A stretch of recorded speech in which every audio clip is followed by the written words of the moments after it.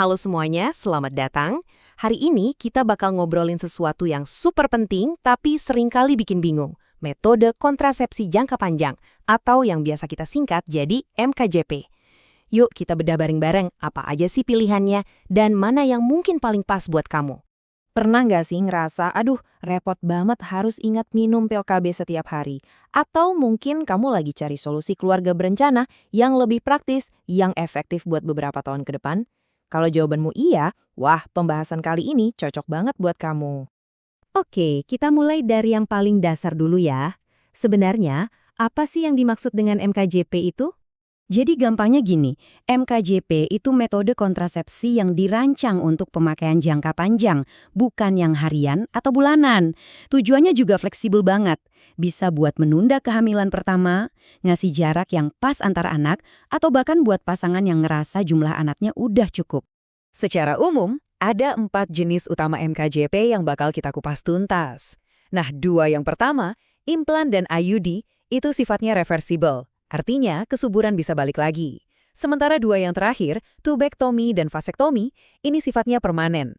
Sekarang, yuk kita bahas pilihan yang reversible. Ini nih solusi buat kamu yang pengen ngerencanain jangka panjang, tapi masih membuka pintu kalau-kalau di masa depan pengen punya anak lagi.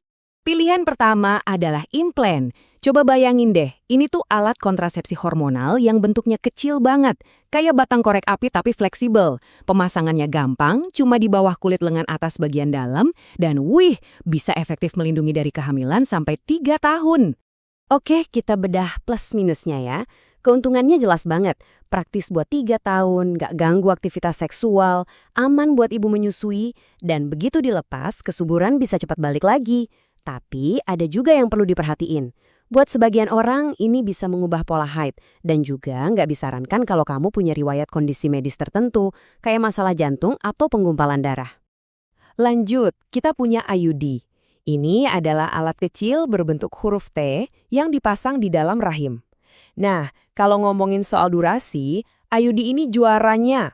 Kenapa? Karena bisa efektif melindungi dari kehamilan selama 5-10 tahun tergantung jenisnya. Praktis banget kan? Yuk kita timbang-timbang lagi. Keuntungannya itu luar biasa. Pasang sekali, bisa kamu lupain bertahun-tahun. Kesuburan juga cepat kembali setelah dilepas. Tapi pemasangannya emang harus dilakukan oleh tenaga medis profesional setelah pemeriksaan. Beberapa orang juga mungkin mengalami kram atau flek di awal-awal pemasangan. Jadi perlu disiapin juga ya. Baik, sekarang kita geser ke 2 metode berikutnya. Nah, yang ini khusus untuk pasangan yang udah bener-bener mantap dan yakin nggak mau nambah momongan lagi. Ini adalah pilihan untuk sebuah kepastian. Yang pertama untuk para wanita, ada tubektomi, atau sering juga disebut metode operasi wanita alias MOW. Ini adalah prosedur bedah di mana saluran telur wanita diikat atau dipotong, jadi sel telur nggak bisa ketemu sama sperma. Keuntungannya ini gede banget. Ini adalah metode yang super efektif dan sifatnya permanen.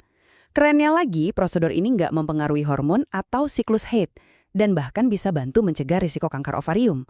Tapi karena ini tindakan operasi, tentu ada rasa nyeri setelahnya. Dan yang paling penting untuk diingat, prosedur ini sangat sulit untuk dibatalkan atau disambung kembali. Nah sekarang untuk para pria, ada vasektomi atau metode operasi pria, MOP. Ini adalah prosedur yang jauh lebih sederhana loh dibandingkan tubektomi. Yang diikat atau dipotong itu cuma saluran spermanya. Prosedurnya cepat dan aman. Keuntungan utamanya adalah vasektomi sama sekali nggak mengganggu gairah seksual, ereksi, ataupun ejakulasi. Ini efektif banget, permanen, dan aman. Kelemahannya? Tentu ini bukan untuk pria yang masih ingin punya anak. Dan setelah operasi, perlu pakai pengaman dulu untuk beberapa waktu sampai dipastikan nggak ada sisa sperma di saluran. Oke, bagian ini penting banget. Ada banyak banget mitos seputar MKJP yang bikin orang jadi takut. Yuk, sekarang kita luruskan bareng-bareng beberapa kesalahpahaman yang paling umum didengar. Mitos pertama soal implan, katanya setelah pasang implan nggak boleh kerja berat. Itu nggak bener. Faktanya, setelah luka kecil bekas pemasangannya sembuh dalam beberapa hari, lengan bisa dipakai untuk aktivitas seperti biasa kok, nggak masalah. Ini nih mitos yang sering bikin khawatir. Katanya implan bisa jalan-jalan di dalam tubuh. Faktanya, implan itu dipasang tepat di bawah kulit dan di luar otot. Jadi, posisinya bakal tetap di sana dan nggak mungkin pindah ke organ lain. Aman. Mirip sama implan, ada mitos horor kalau IUD bisa pindah sampai ke jantung atau otak. Waduh, ini sama sekali nggak mungkin. IUD itu letaknya di dalam rahim. Kalaupun bergerak, itu cuma pergeseran kecil di dalam rongga rahim aja. Nggak akan bisa keluar dari sana. Banyak yang khawatir IUD akan terasa atau mengganggu pas lagi berhubungan. Faktanya, IUD itu punya benang yang sangat halus. Kalaupun terasa mengganggu, solusinya gampang banget. Kamu tinggal kembali ke bidan atau dokter untuk minta benangnya dipotong sedikit lebih pendek. Masalah beres! Mitos umum tentang tubektomi adalah bisa menurunkan gairah seksual wanita. Ini keliru. Prosedur ini sama sekali nggak menyentuh bagian yang memproduksi hormon. Jadi, gairah dan kehidupan seksual kamu akan tetap normal seperti sebelumnya. Nah, ini dia mitos paling besar untuk para pria. Vasektomi sering banget disamakan dengan dikebiri. Ini beda jauh.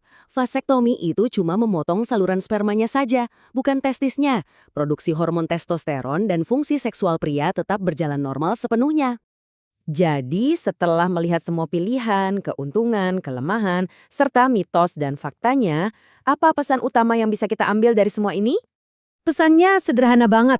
Berencana itu keren. Merencanakan keluarga adalah tindakan yang cerdas, bertanggung jawab, dan modern. MKJP menawarkan berbagai pilihan canggih yang bisa disesuaikan dengan kebutuhan dan rencana hidupmu. Jangan pernah takut untuk bertanya dan berkonsultasi dengan tenaga kesehatan ya. Terima kasih sudah menyimak. Semoga informasi ini bermanfaat.